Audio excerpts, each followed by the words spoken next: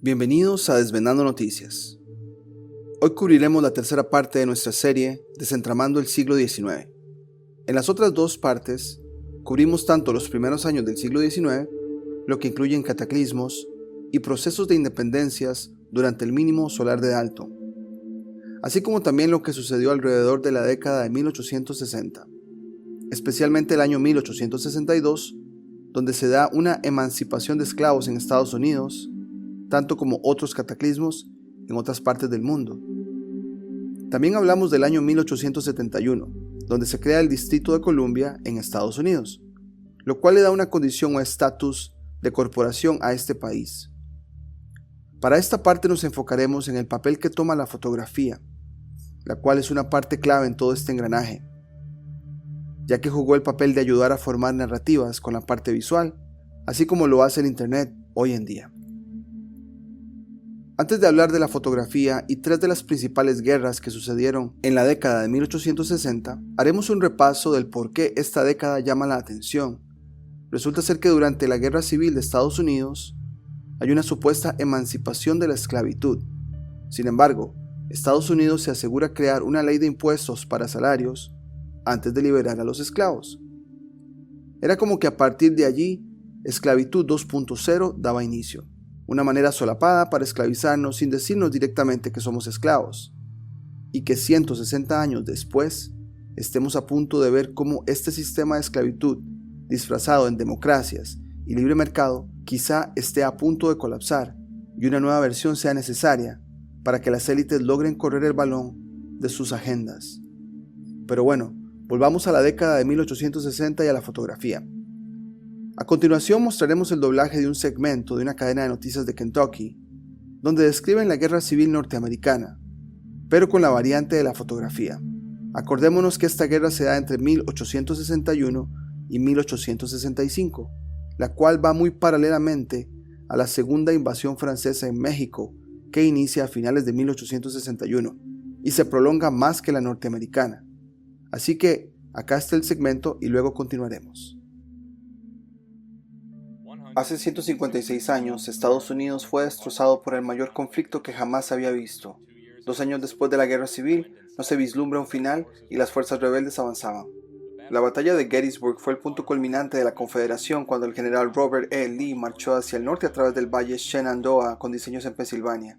En el transcurso de 3 días, los ejércitos de la Unión y la Confederación sufrieron entre 46.000 y 51.000 bajas, lo que convirtió en Gettysburg en la batalla más costosa de la historia de los Estados Unidos. La tecnología relativamente nueva de la fotografía fija permitió a las personas presenciar los horrores de la guerra a gran escala por primera vez, pero la capacidad de capturar a estos soldados en movimiento no existía y no existiría para otra generación. 75 años después de la batalla de Gettysburg, los miembros sobrevivientes de ambos bandos de la guerra civil se reunieron en el campo de batalla por última vez. Desde el 1 de julio hasta el 5 de julio de 1938, casi 2.000 veteranos de la guerra civil, incluidos unos 25 de la batalla en sí, descendieron a Gettysburg, Pensilvania, para el 75 aniversario de la batalla. Esta vez acamparon todos juntos compartiendo el campo de batalla, no en conflicto, sino en recuerdo. Ron Krim, residente de Louisville, ahora en sus 80 años y pensionado de la legislatura del estado de Kentucky, donde sirvió durante 20 años, tenía solo 3 años cuando su padre lo llevó a la reunión de 1938 para ver de primera mano una generación histórica que fue desapareciendo rápidamente. Así que mi papá pensó que era importante que yo estuviera expuesto a esto. Ya como terminó siendo importante, fue muy importante. Estoy encantado de haber podido decir que estreché la mano de hombres que lucharon en la guerra civil. Para entonces la tecnología cinematográfica había progresado hasta un punto en el que la gente podía comprar una cámara de cine portátil y el padre Krim tenía una Keystone de 8 milímetros. Se la llevó al campo de batalla para capturar a los veteranos de la guerra civil en acción mientras regresaban al lugar de su histórico conflicto. La película resultante se había olvidado durante años hasta que Ron y su esposa Phyllis la redescubrieron durante una mudanza reciente. La película muestra un campo de tiendas de campaña con un paseo de madera tipo muelle construido para mantener a los veteranos, la mayoría de ellos en sus 90, fuera del barro. Las festividades de la semana incluyeron un desfile militar, servicios conmemorativos y discursos de funcionarios del gobierno, incluido el presidente Franklin D. Roosevelt. Nunca habría otra reunión a gran escala como esta. La edad promedio de los veteranos de la guerra civil en 1938 era de 94 años, y su población estaba pasando rápidamente a las páginas de la historia. En 1956 no quedaba ningún veterano de la guerra civil con vida.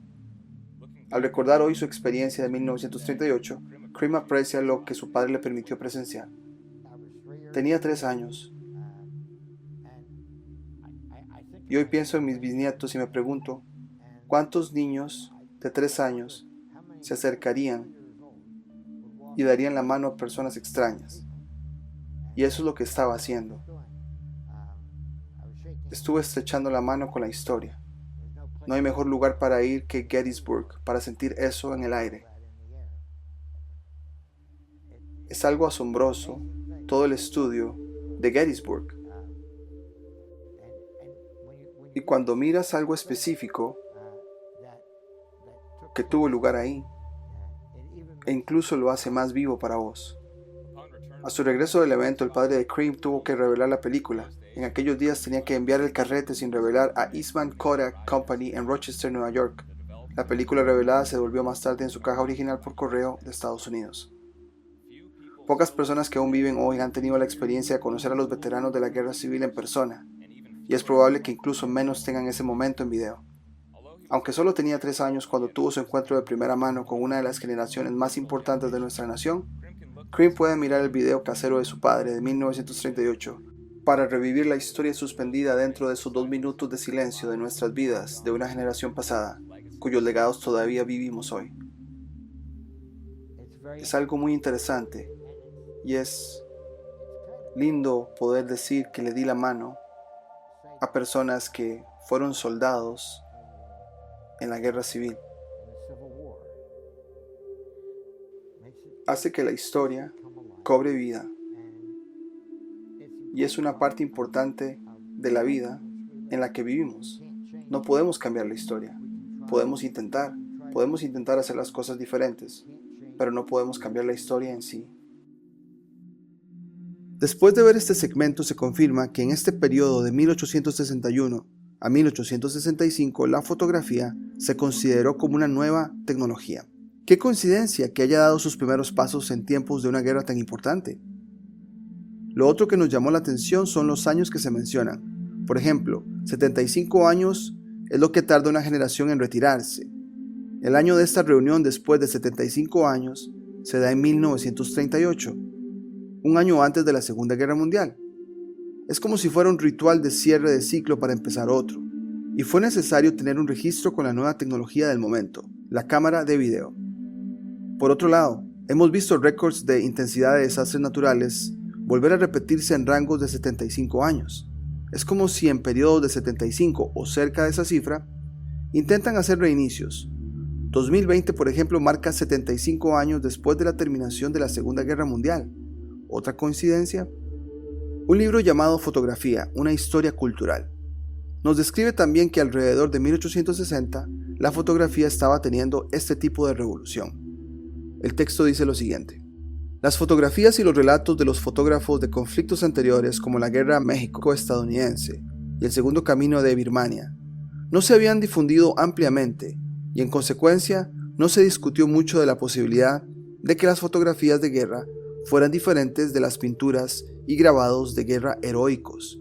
La mayoría de comentaristas no tuvieron en cuenta la insuficiencia técnica de la fotografía para registrar la acción rápida de la batalla, que proporcionó uno de los temas principales de las artes visuales, o la probabilidad de que interrupciones como la poca luz o una brisa fuerte pudieran detener la toma de fotografías en momentos cruciales.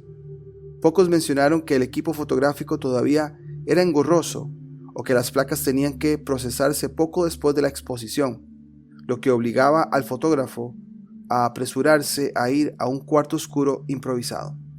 Este segmento del libro da la idea de que antes sí hubo fotografía, pero que no se había difundido ampliamente, y que había la posibilidad de que fotografías antiguas de guerras fueran diferentes de pinturas y grabados. Dos cosas nos llaman la atención aquí. ¿Será que la tecnología de la fotografía sí estaba, pero quizá las fotos no iban a coincidir con lo que se puso en grabados y pinturas? ¿Será que muchas fotos antes de 1860 revelaban una realidad muy diferente a lo que estaba en muchos grabados y pinturas icónicas?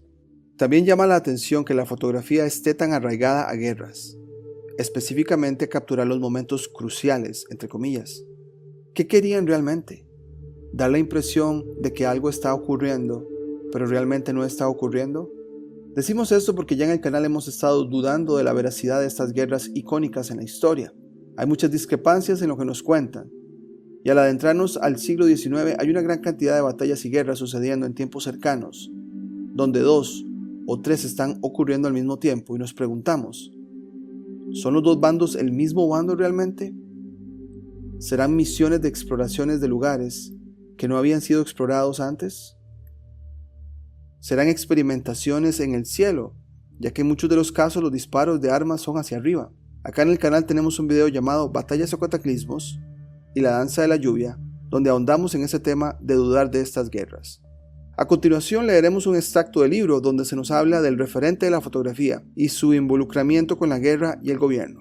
Matthew Brady es mejor recordado por las fotografías del campo de batalla que tomó su firma durante la Guerra Civil estadounidense.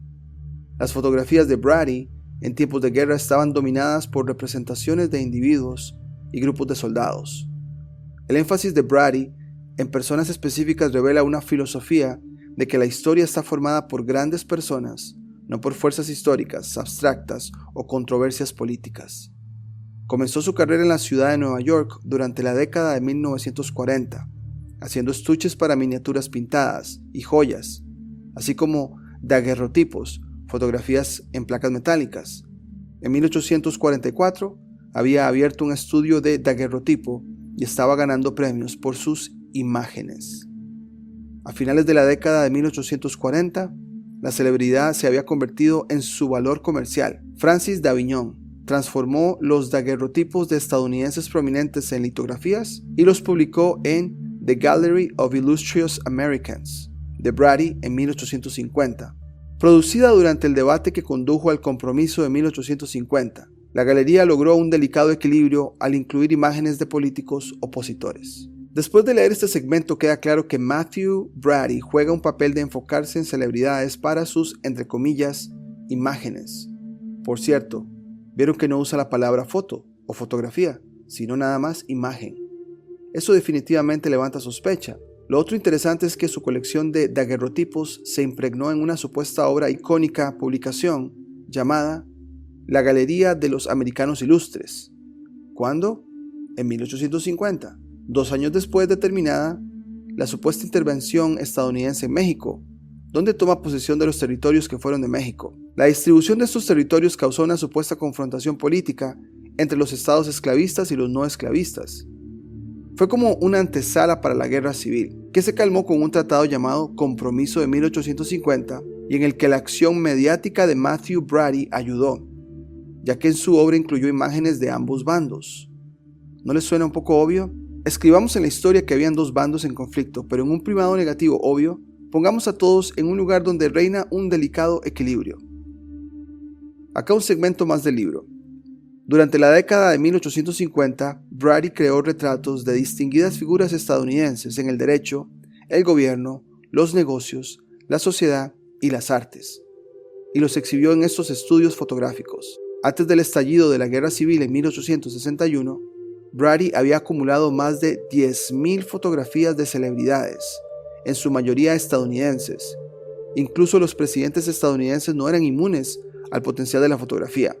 La famosa fotografía de Matthew Brady de Abraham Lincoln fue tomada el día de 1860 cuando pronunció un discurso en Nueva York, en Cooper Union. La mayoría de la gente nunca había visto a Lincoln, pero los rumores sobre su fealdad física abundaban durante la campaña presidencial. La oposición demócrata cantó una canción en sus rallies que terminaba: "Te suplicamos y te rogamos, no, por el amor de Dios, muestres tu foto".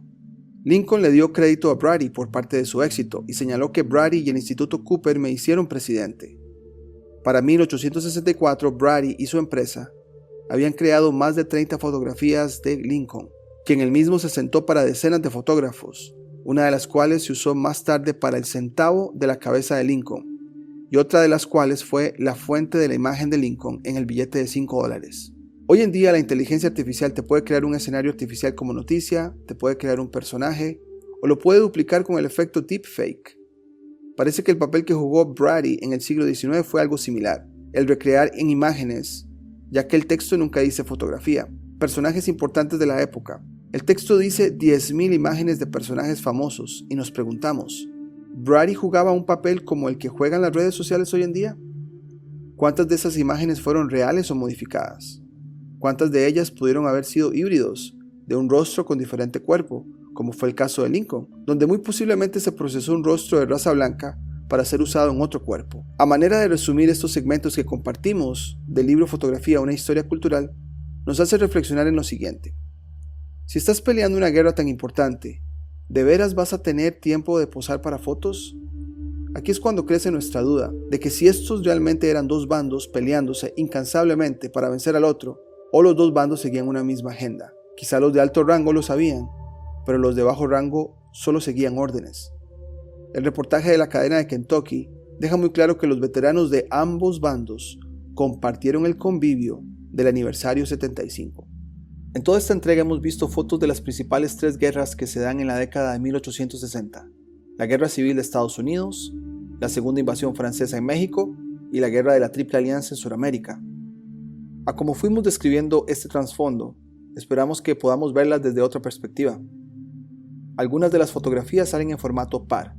Quizá muchos de nosotros hayamos visto fotos antiguas en este formato doble, el cual es llamado la cámara estereoscópica o cámara 3D.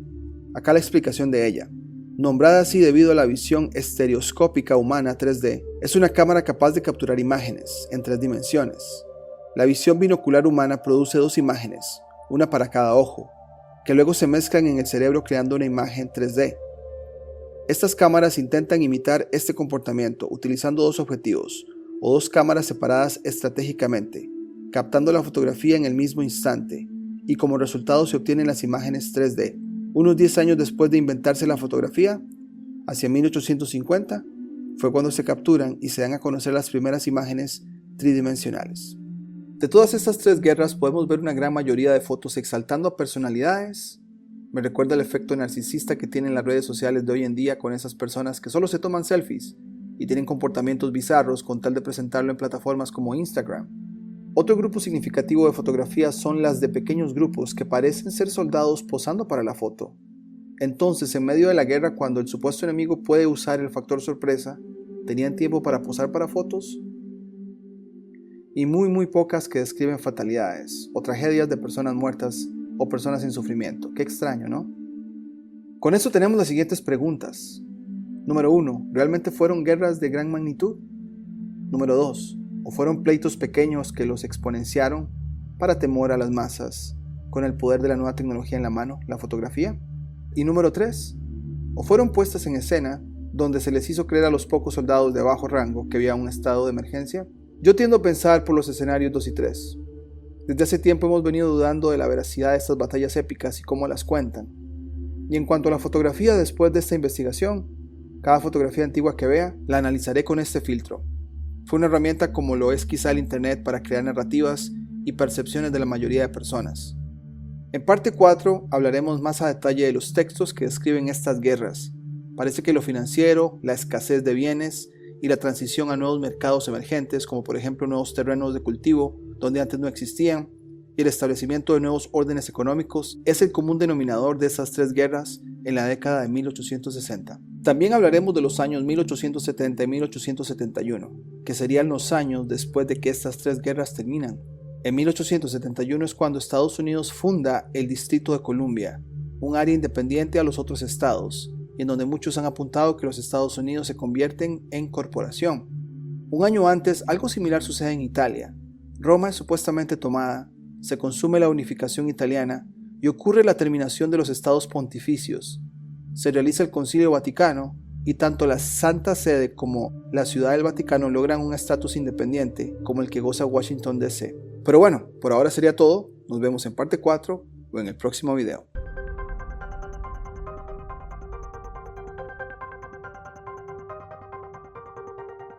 Si te gustó el contenido del canal, no olvides suscribirte, darle campanita para notificaciones, darle me gusta, comentar o compartir. Hasta la próxima.